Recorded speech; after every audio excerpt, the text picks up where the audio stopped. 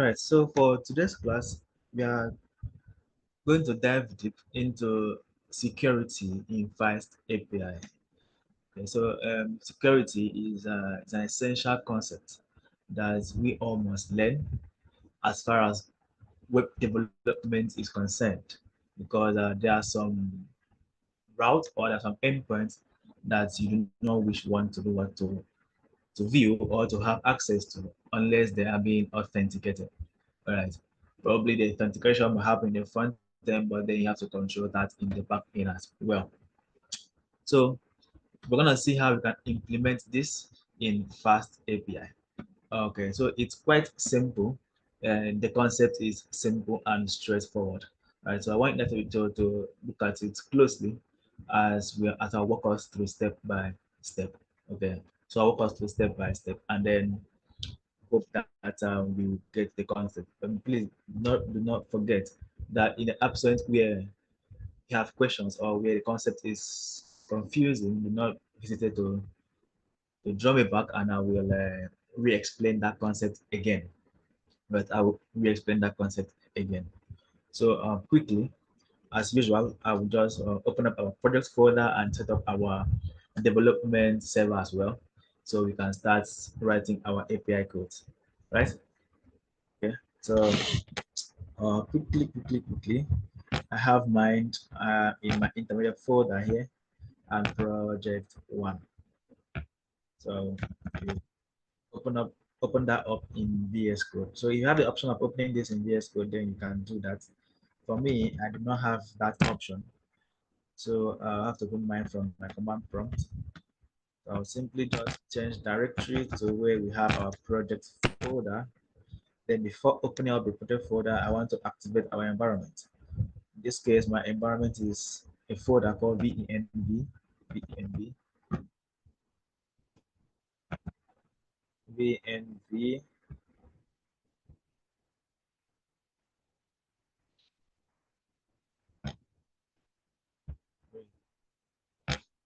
So in this case, my project folder is VNV/script/activate.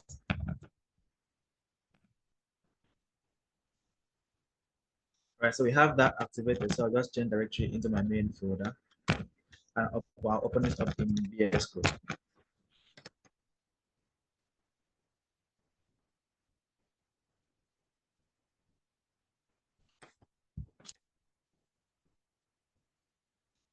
Right, so this is where we left off in our last class. This is our file, and so far we've been writing almost the entire code here in this file, and we will continue to do that. We will continue to do that until we get to a point where we need, where there is need, where there's need to, where there's need to actually do what? Handle multiple files. So quickly, we will also put up our development server and also open up our Postman. So I'll open up my development server using UVCon, and I also specify a port for my own.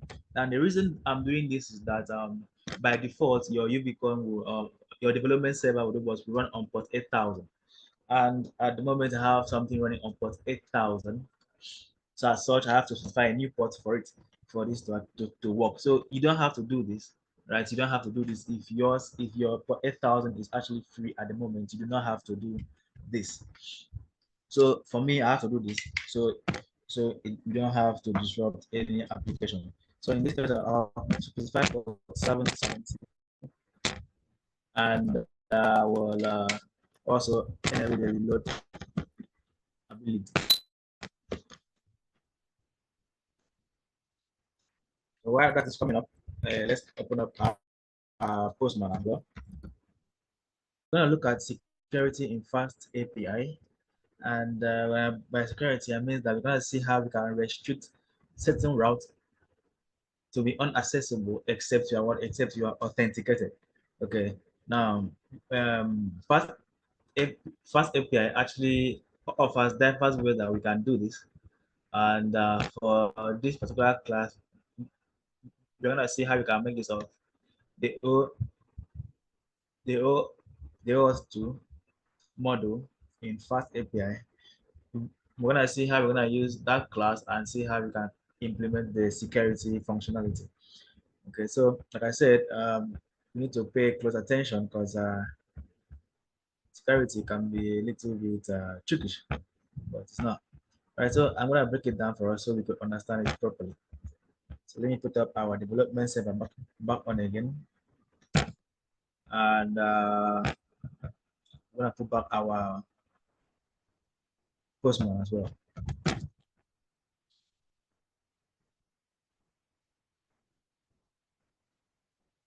All right, so before now, we've been writing a lot of codes, and a lot of them are not actually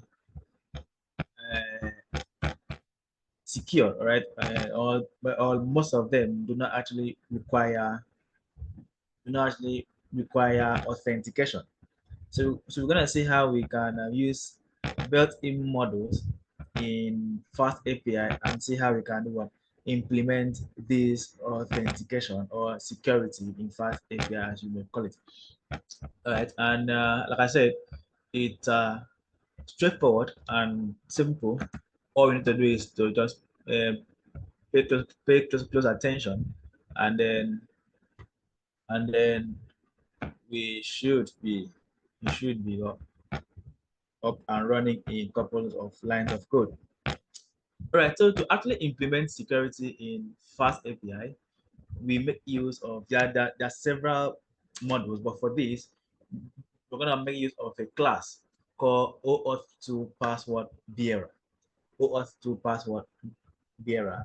That was we're going to use to implement authentication or security in today's class. So OAuth to password bearer can be imported from the Fast API security model, right? It can be imported from a Fast API security model. And to do that, we simply import it from there. So we simply just write from Fast API, okay, now as Fast API dot security, then we want to go ahead and import OAuth to security, OAuth to password bearer. Okay, password bearer. And we're gonna see how this class behaves and how it will help us in implementing this security. So quickly, like I said, OAuth to password bearer is a class. So basically, we can create the instance of that class, and then we make it as a dependency to any route we want to make it a dependency to. Now remember, in our last class, we looked at what dependency, and we saw how we can do what use classes as dependency or even functions as dependency. So similar concept is what we are going to use here, but this time around, we're not the one that's going to do what write this class out, right? This class already exists in Fast API. All we have to do is to do what is to import this class, make an instance of that class, and do what pass that class as a dependency to a specific route or to the route we wish to do what to actually secure. And then the way this class works is this. All right. Once we make this class a dependency to a route, okay. Um, what happens is that once a user navigates to that route, the class will automatically do what check or look at the request that was done and then go to the header section of that request. And then what it's looking for is a variable called authorization, right? So that's what it's looking for.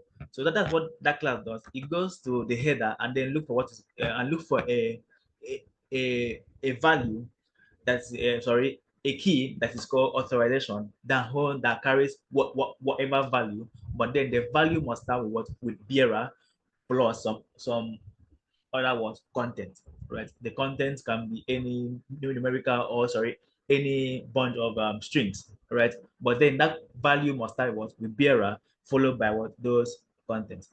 That is exactly how the password bearer class does what work. So what do I say the way again? We import a class, we create the instance of that class, right? Because that class has been written already. So what you want to do is you want to make use of a class. So how do you do that? We simply create an instance of the class, and then what we pass that class as a dependency to a route. And then once a user goes to visit that route, the class will do what will automatically check for what for authorization keyword or authorization key alongside with what a value that must have what with bearer plus some other values. If that is available, then the user can do what, go ahead and do what and access that particular route. If not, the class will automatically return the an unauthorized um, error saying that whoever tried to access that route cannot actually view that route. Okay. Do we understand the explanation before we dive into writing the code itself? Is anyone lost with that explanation? Okay, so the silence means that we follow the explanation, right? So let's see how we can actually put this into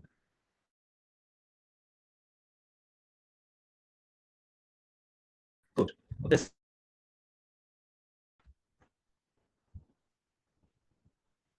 okay. Right, so hopefully we should not have that glitch again. Hopefully we should not have those glitches again. Right, so I've opened up all the necessary applications. So our postman is up and running. Same with my server. So we don't have to go over that again. Right, so moving to our code. So like I said before the glitch, that we can implement this security using OAuth to password bearer. And this is a class, a built-in class in Fast API.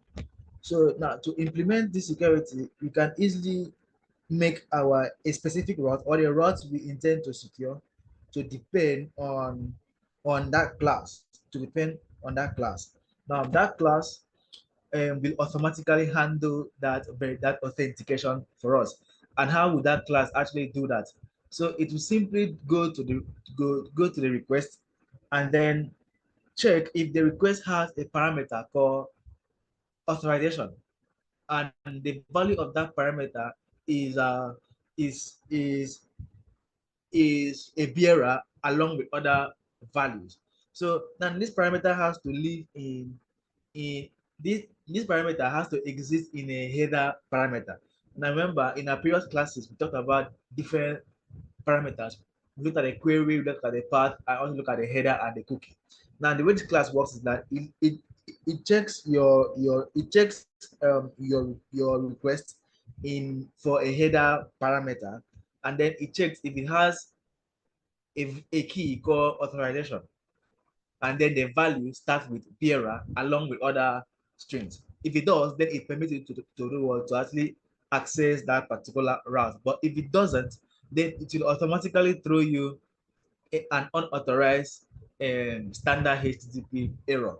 Okay, so I was saying that we're gonna create a simple class, and then we're gonna a simple route, and then we're gonna call that route user profile. I think we already have user profile. Just to confirm, then if we have user profile, so I don't think we have user profile.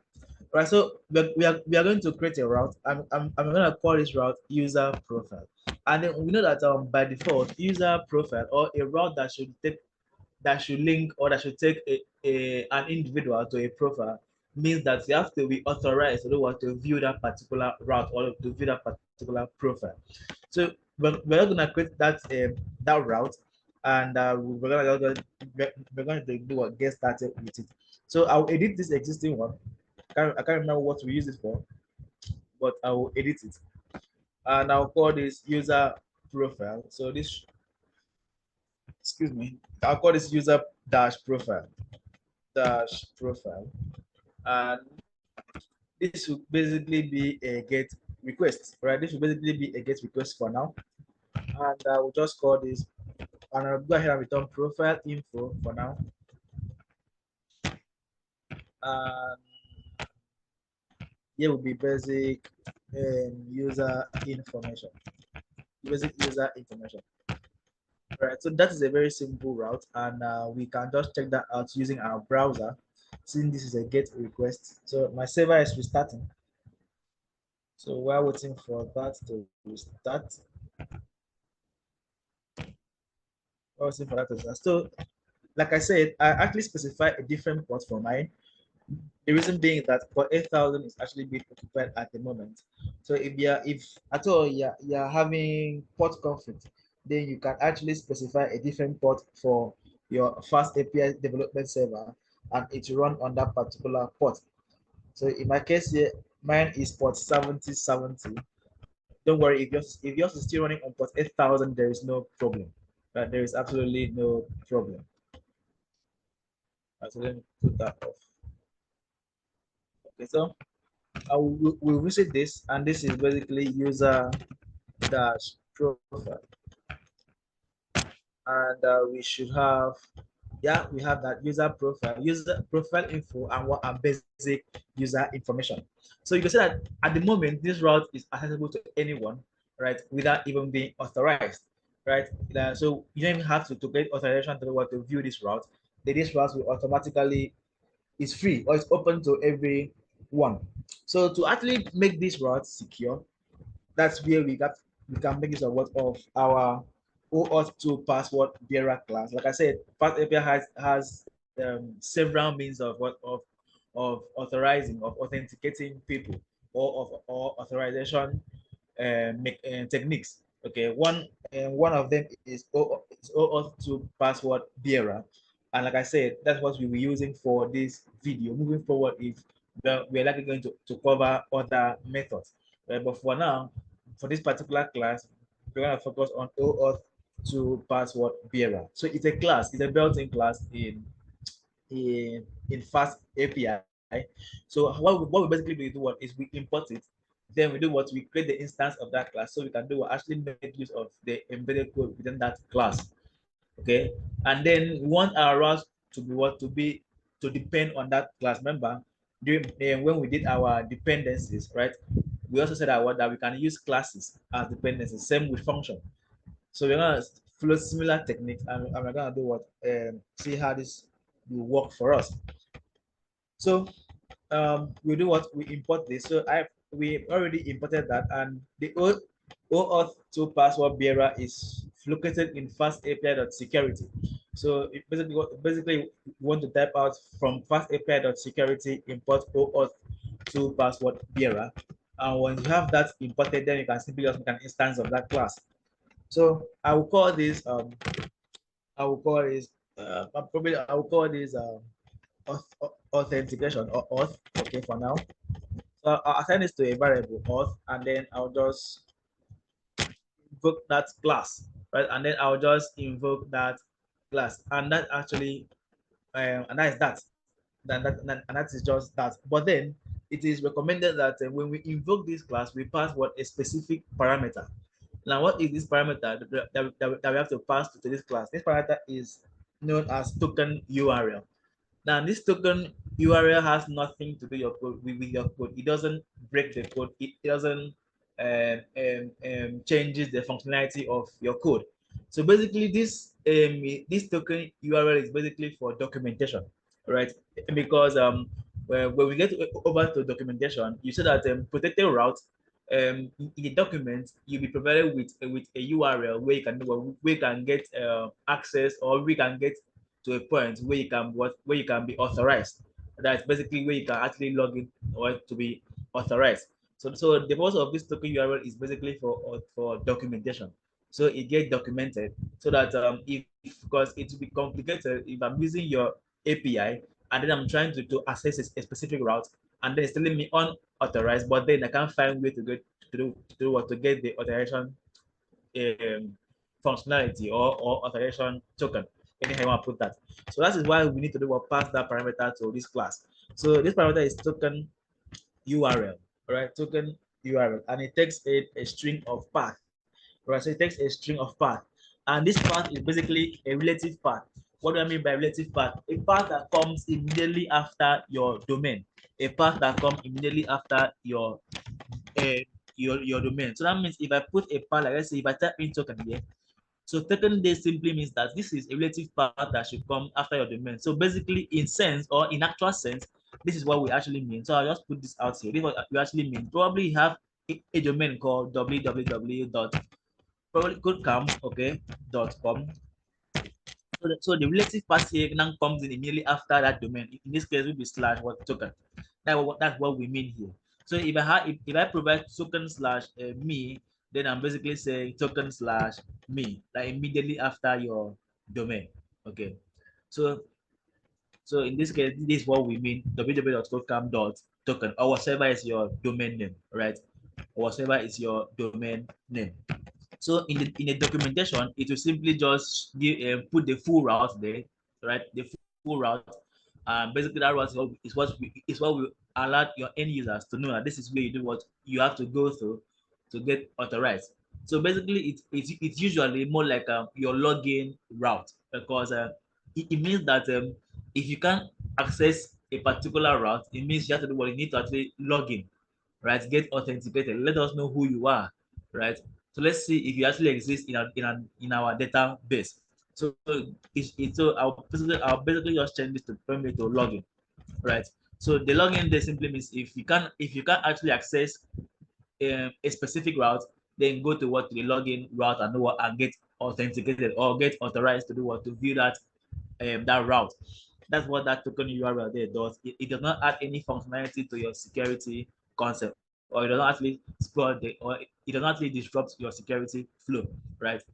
That there is merely for documentation. Are we following? Are we following?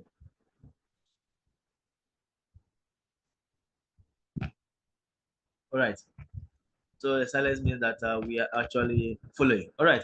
So moving forward, let's see how we can do this. So remember, I said that this is a built-in class, right? It's built-in class. So this class lives in Fast API. So basically, we want a specific route that we want to do want to secure to depend on that class. And the way that class works, like I said, it will make sure that this route or this particular request that's made to this route, okay, carries a header parameter called authorization that holds a value that starts with what bearer along with other values. The values could be anything, but then we must have what bearer, right? We must have bearer or we must have what authorization. So so having that,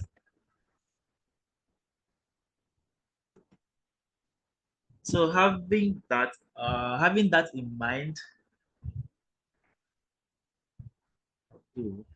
having that in mind, we can do what pass that as a dependency. And remember that to actually make something or make a function or a class to be a dependency, we make use of what of depends. Right? Remember the depends um, function that we imported up there back in our previous classes, where we make something to depend on where we can do or make a specific route or an entire fast API route to what to depend on a specific function or class.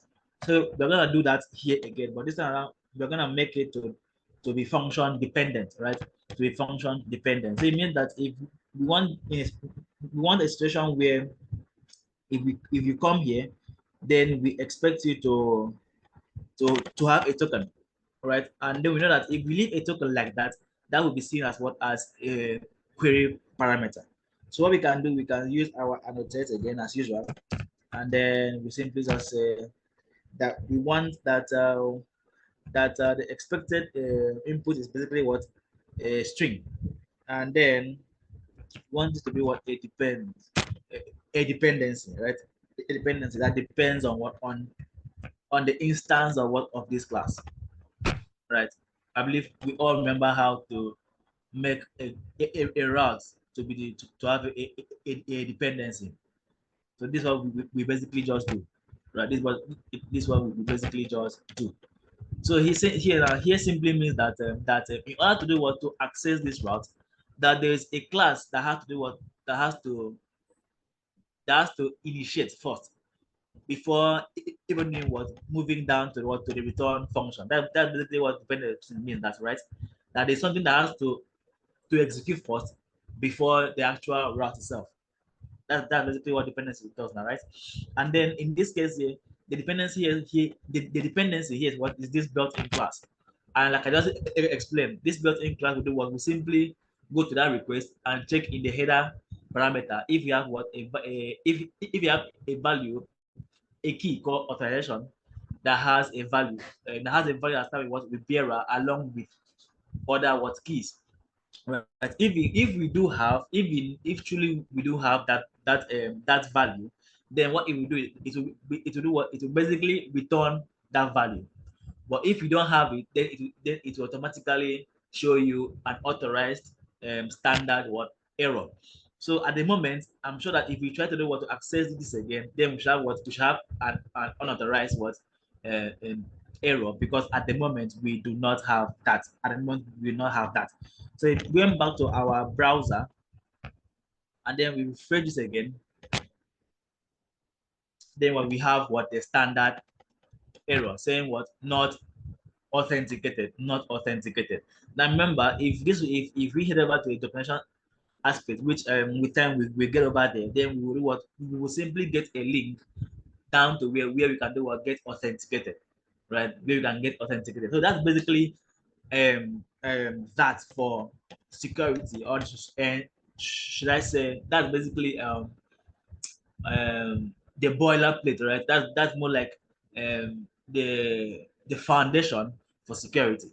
Every other thing you want to do now is going to be built upon, right? It's going to be built upon this foundation. So if I also intend to do what, to make other route to what, to also have to be secured, right?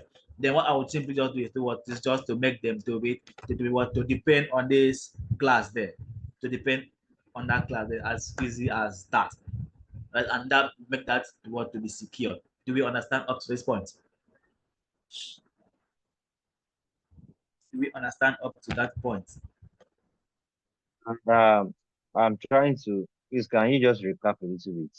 I was a All little right. bit lost in the middle, yes.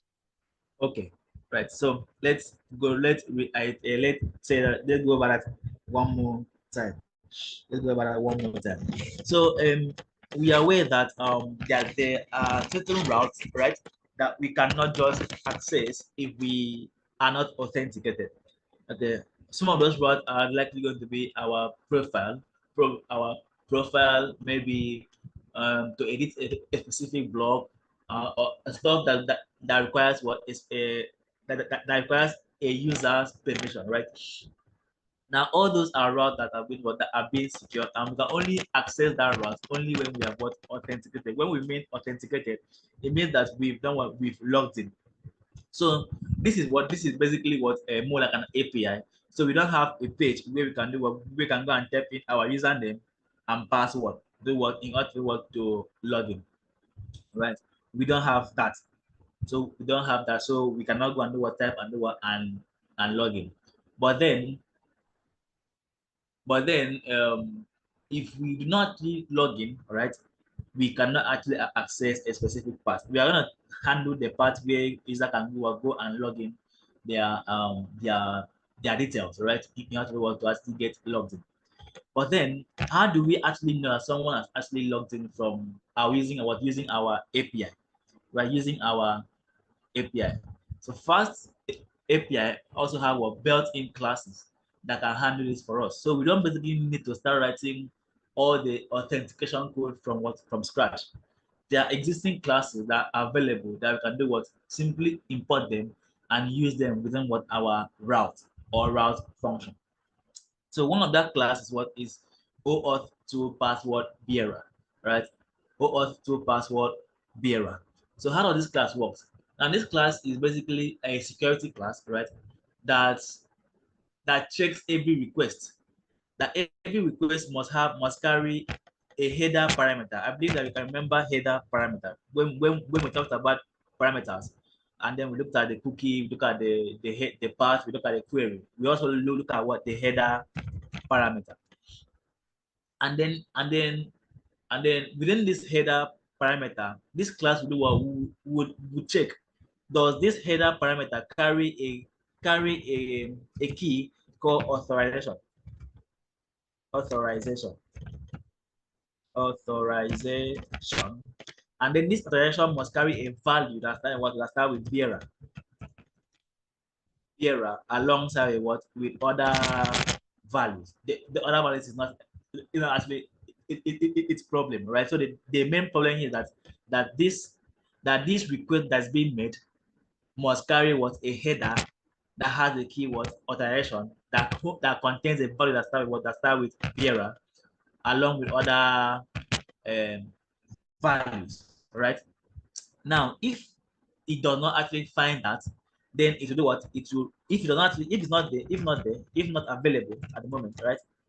If not available, then what happens is this: it will return, a not authenticated error, right? Not authenticated error. So as such, one has to be authenticated. Same thing when you try to access your Facebook account without actually logging in, then Facebook will tell you that you're not authorized. That because at that point, Facebook does not know you, so that you don't end up accessing someone else files or someone else information. So as such, Facebook will tell you that you are not authenticated. As such, you should do what you should go to where needs to be what to be authenticated. But this is not a full stack application, so it means that we cannot reroute or well we can, but then at the moment, um this class will not automatically reroute the user to a page or to a route where they can do what where they can provide their means of authenticating, which in this case we're using what username and password. But if it does, if actually available, if at all this class actually carry out this check, right? And then there's a header parameter that has this key that holds these values. Then what happens is that it will allow you to grant you access, right? It will, so if available, you're available, then it does what it will grant you access to the endpoint, right? So to that particular endpoint, to that particular endpoint. So that's basically how this class, how the OAuth to bearer password and bearer class works, right? That's how it works.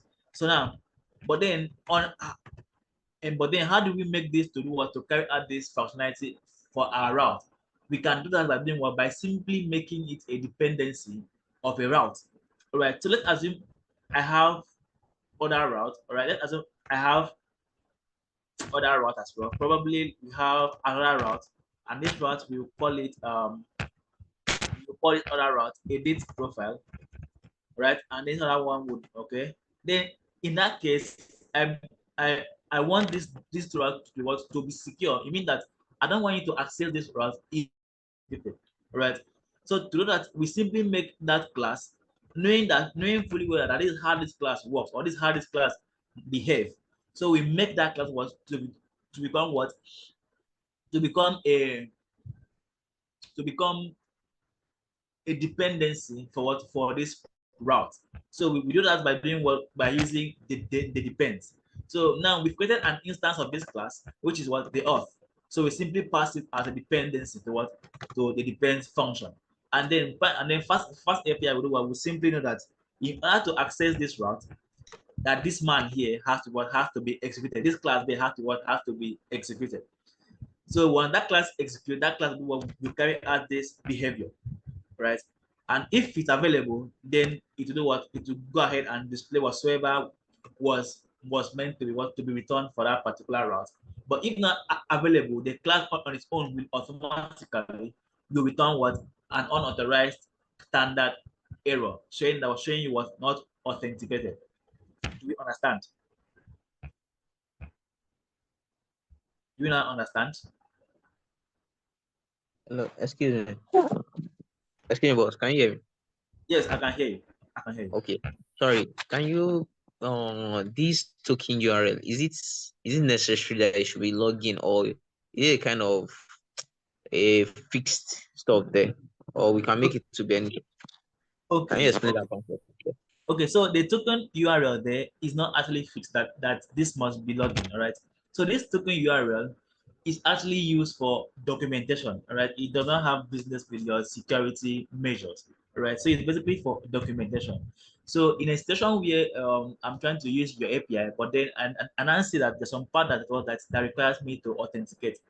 but then you have to provide me with the URL. So that's what I'm saying. So here is more like it's more like the URL that should be provided in the documentation, telling you that this is where you have to do what to go and do what and log in or get authenticated. So this URL could be anything, and like I said, this URL is what is relative. Relative in the sense that whatever value we put there is considered as what as a value that should come immediately after your domain. Which in this case, if I put token here, this token here is seen as what as a relative part. Means that it means that after your domain name, which in this case we cited KodeCamp.com as, for instance, that we are simply saying slash what this token, right? If this was actually login, then you're simply saying www.codecamp.com slash login, right? So it's the purpose there is for documentation and nothing related to what to your security measures. Do you understand? Okay. All right. So any other question before we proceed further? Okay, a quick one. Okay. So based on the UN token URL, Okay. okay, this be a sign of kind of like maybe redirection or maybe it's It, redirecting it. Will you yes. open what I'm saying is that will you open this link directly? Because I don't know. Because when you run No. the code on the website, Yeah. okay, Yeah. to not open it. I said that yes. That this class will not redirect. All right, but then it's just there for documentation. So the thing here is this. Now it's left for the front end engineers, all right, because they are the ones that will do what own hold this documentation. Okay, so they know where to do what. Of course, the documentation will carry the where to do what to get authenticated. So once the user tries to actually log in a specific page, and then they get this error saying what not authenticated, then that is where that their job as the front engineer to what to redirect them, the users, the end users to where they can actually get that to where they can do what get authenticated, right? So this class here will not do what will not without you will not redirect you automatically, right? So that simply tells us that what that at some point we need to do what we need to build this route. Yes, because at some point we need that route because that's where users are coming to the world to get authenticated. So this one day is just pending there. We come back and then we build that route. Do you understand? Very clearly, very clearly.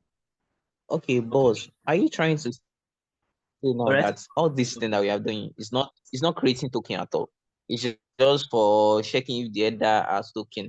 Then if the Exactly. header has the bearer token. So Exactly. We go have on. not. So we've Yes, not started talking about the token.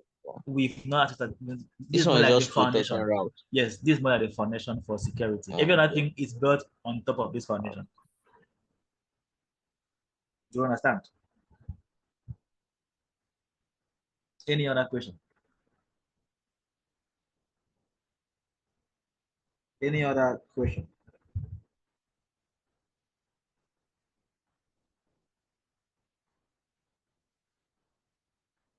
Any other question? All right. So the silence means no other question. So now having this in mind, having this maybe this protected route, okay, having this protected route, we can basically do what because what happens is this, right? What actually happens is this. Now, once the user try to do what, try to actually access any of these routes, okay. Once user try to access any of these routes, what happens is this. What happens is this is that is is that if this token, right, if there is an authorization key that has this token, then that will be returned, right? So basically, if we should return that token, then we can do what we can simply just see it, right? We can simply just see it. So if I say at some point, if I come here and then we say token, because that is done every time. For each time we try to make this request, or that excuse me. So this will token and then token.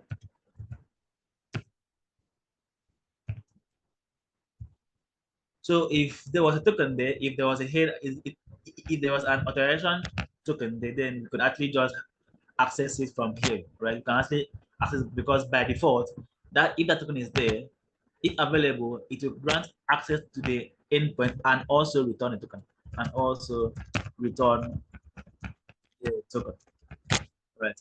Also return a token. So we can actually get a token if we want to by just simply returning that, by just simply returning that. And since this is a token, we can actually use it to do what, to actually get the current user if you want to, right? So you can actually have a route that actually do what, get what the current user if need be, right? If need be.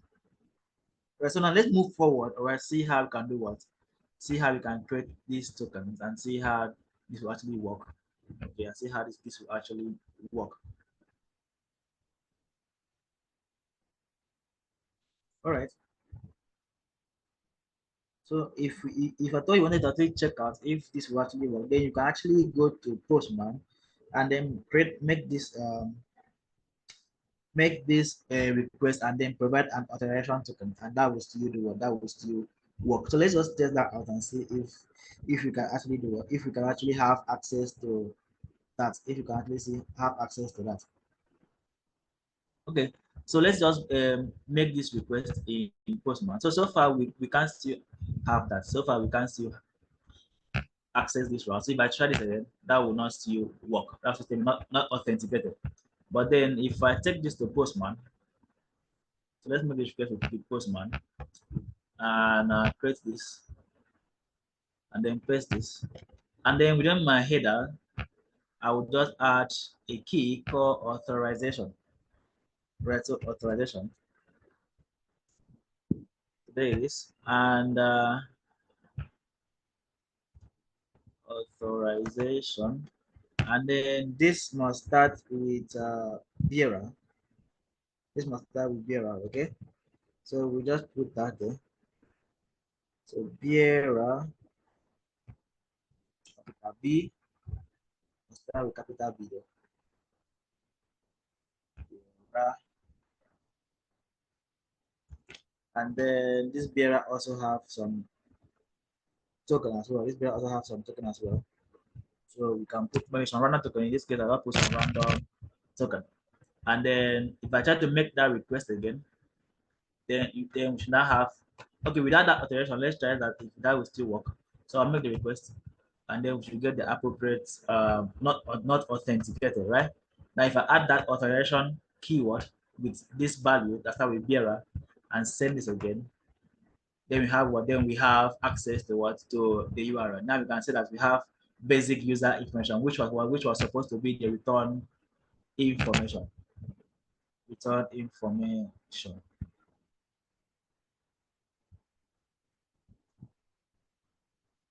All right, so let's see how we can actually create this token.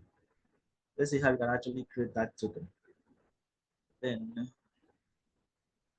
token is missing.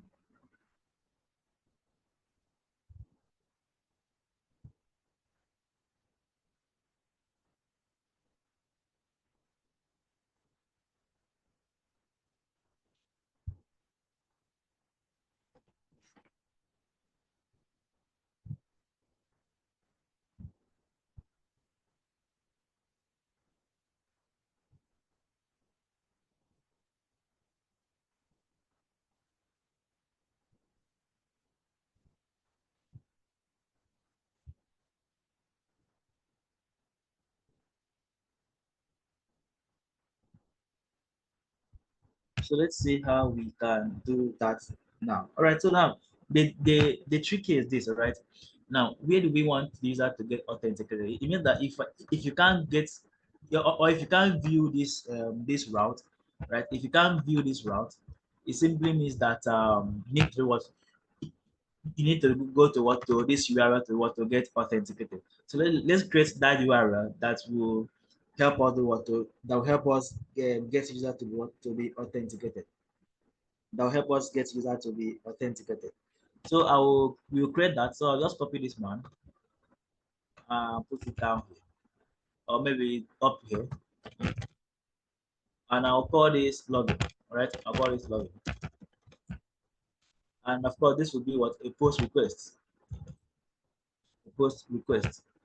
And at the moment, we don't want this to be secure because this is what login. Login shouldn't be secured in mind. So it should be, excuse me, login shouldn't be secure, all right?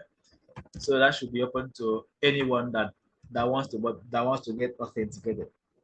So now what happens is this: we need to actually get their username and as well as and password, right? If that's what we intend to use, right? If that's what we intend to actually use. So let's see how we can do that. So a very simple one. So we will get username. So we expect this to collect what a username, and this username is not a query parameter, but then it should be a form parameter. Okay, a form parameter, and so it should come our annotate should come, and we're expecting this to be a string, and also what a form parameter. So I'll do the same thing with password. So it means that if you need to log in, at some point you need to arrive here to get logged in. So we have username, this should be password as well. So we could now carry out our authentication logic, authentication logic, authentication logic.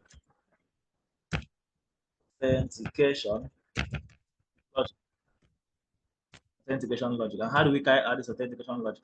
Okay, so it's quite easy. So first of all, of course, you want to make sure that a specific username or an email actually and password actually exists in your database. So remember, and is that first of all, you want to check if check if username exists in your database. So we haven't gotten to database yet. So we can use um, a dictionary, more like an in-memory database. Okay, I think we've done that in one of our tabs. We did that where we made use of dictionary to at least store books. So we can set that up as well. Then after checking if that is there in our database, and then not, and if not, we want to return uh, error message, probably saying that doesn't actually exist. And then after that, then we want to do what? Get their password.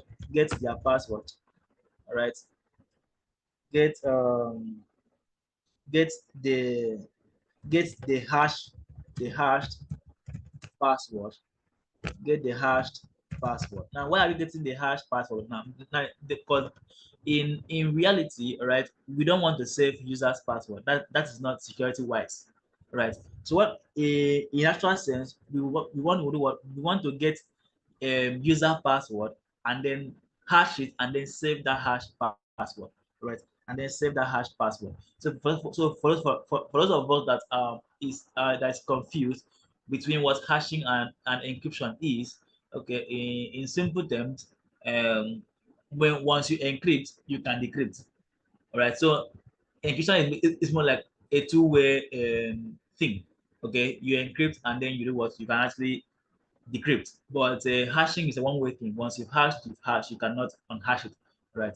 You can actually unhash it that, or you can actually reverse that back to to the actual values. So now we want to do what we want to make sure that we are saving what the hashed password, and then what we want to do now is to what get that hash password, right? We want to get that hash password, and there are libraries that we will use to carry out this hashing, right? To carry out this hashing.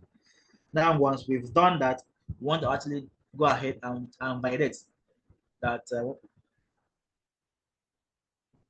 Then after we have actually gotten the username, we want to do what cross check with the hash password as well. And if that's the case, if that user actually exists then what we want to do now, well, then we want to authenticate them. Authenticate them in the sense that we want to do what? Provide an authorization token using this one. We're using JWT for this, and to hide the password, we'll be using a library called passlib. Passlib. Passlib. Search for password library. Right. So that is basically what we'll be carrying out in that login view. So we'll get this username and password. We check if they are there. If they are there, if it's not there, they want to do what? Return this. And if it's there, they want to do what? Then if it's there, it simply means that probably their authorization token has expired, right? So if that's the case, then we want to do what? We want to go ahead and provide a new one. We want to go ahead and provide a new one. Doesn't is there anyone that is confused about that step? I don't understand why a specific step is going before a specific step. Can you just show by raising your hand up so I can go over that step again? Anyone? Anyone? No one. So no one. All right. Okay. No one. All right. So let's just see that this is working. So we simply just go to our postman and I want to go to login. So it means that if I untip this, it simply means that I can no longer access that page, right? So it shows not authenticated. So as such, there's need for me to want to be authenticated, right? And in that case, to be authenticated, I have to go to where to login and get authenticated. And then when I arrive at login, and this should be unauthorized because at the moment we are having a login that is post. Login that is post. So this should be post. So we have to go back and put this as what as post. And then we try that again. It's saying not found. Let's be sure that what's going on here. Let's make sure that our server is refreshed. So, but what I'm saying here is saying our server does not want to be refreshed. Server does not want to be refreshed. So let's confirm that this is the only login we have. That's happens. Okay. Remember to our server. That's not in with either problem. So let's just close my terminal, bring it back on again, and then simply navigate down there again.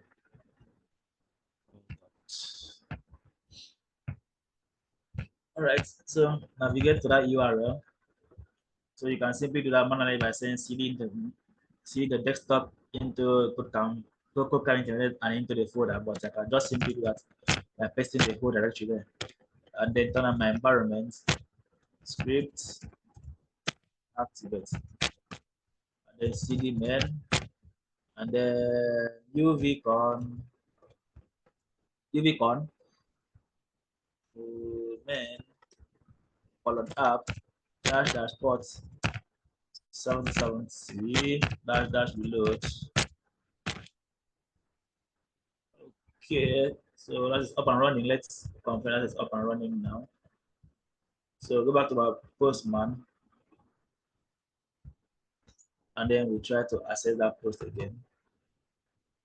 I'm still getting not found. So the problem when that I think I don't know what's going on with port, but my port has been not been doing too well. So I change it to 8080. Having port issues these days. Let me. So let's put 80 here, and then make this another post request. Right, so that actually did work. So I don't know what's happening, but at some point, my server will just refuse to function on a specific port, and there is need to be what to provide a new port. So in this case, this man here is expecting what a username and field as body parameter, So I'll pass this as form parameter.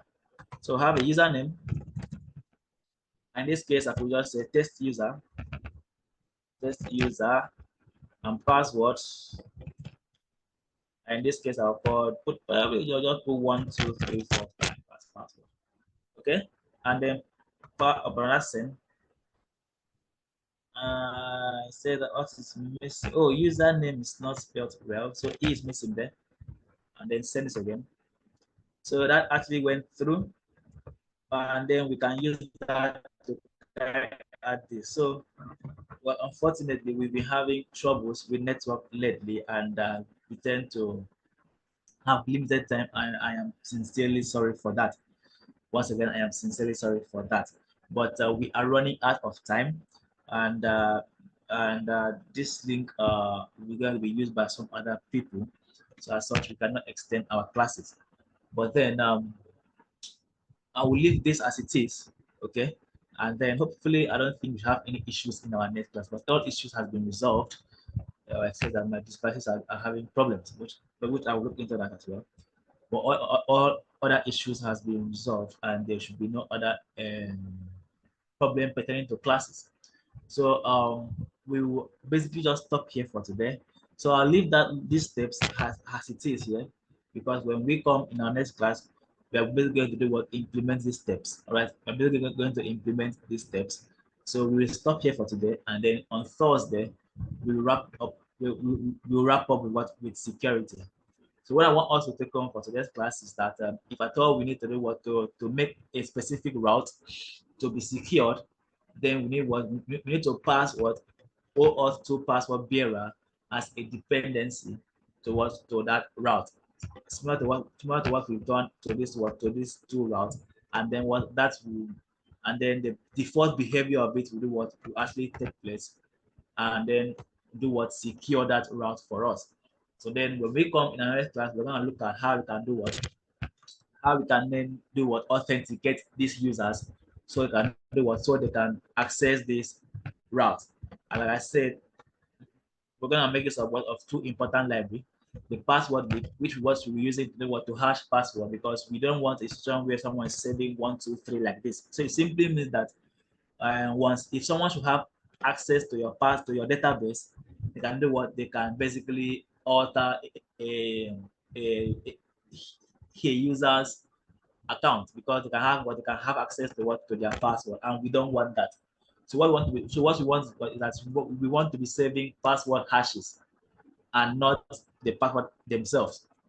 But that is an important security measures. And then we also do what make use of JWT to do what to provide authentication token, right? So JWT is quite similar to password hashing, but then this time around we are not hashing something, but then we are going to be encoding something. So what it does is that it just it takes a specific data and then encode it and provide with what with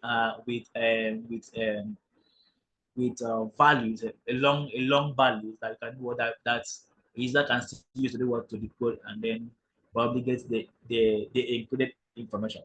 Now, when we come in the next class, we'll see how that works and how we can do that. All right, we see how that works and how we can do that. So please, we wrap it up here, and then Thursday we will continue. Is there any question before we wrap before we call it a day? Any Is question? a quick one. A quick one. All right. So thank you for the wonderful section. But the observation I'm just having is that it's based on the LMS. It's I'm based still on what? stuck with tax 2. Yet the Okay. LMS. Okay. I'm still seeing tax 2, and some of my colleagues they are saying they are on tax 3. So I don't know why it's like that. So please let me who is asking the question? Mr. Samson, Samson. yes. Okay, Mr. Samson, I will look at that, but that shouldn't be so. That shouldn't be so. But I'll look at that and then I'll give you feedback in merely after this class. So just go to the group, then I should then you should see my feedback there. So the moment Okay. I wrap up this class, then I should tell you reason if they I'll check that and then tell you what could be the possible reason why that starts. But that should not be so. Also, please Okay. start. Thank you. Any other question? Start. Yes, please. Okay. We did. video be available on YouTube before next class? Because I did not Yes, understand anything. yes, this Okay, video would be available before, hopefully should be available before next class. thank Not in terms of, not in terms of videos, but I believe it should be available before next class. Right, any other Also, question? is that Mr. Temitope, your mic is on. Do you have a question? I said the stack The tax. 3, is it graded? Tax 3 is graded. Yes, tax 3 is graded. You can just check back on your LMS and believe it's graded. Then So okay, because I think we should always get the feedback on what is wrong and what is not wrong, because we shouldn't just be it's more like it's magic. I don't really understand what is going on. I got a 0, I don't know what is wrong. It's just there. There's nothing like okay. a So feedback, feedback will like come in, right? anything there. My feedback is coming in, all right? Feedback is coming in. So this night, I think I should look at us properly and then sort all of us out that are still having problem. All right. Any other question before we wrap it up? Any other question before we wrap it up? All right. So the silence means no other question. All right. So I will see us on Thursday. Okay, and then we should wrap that up on Thursday.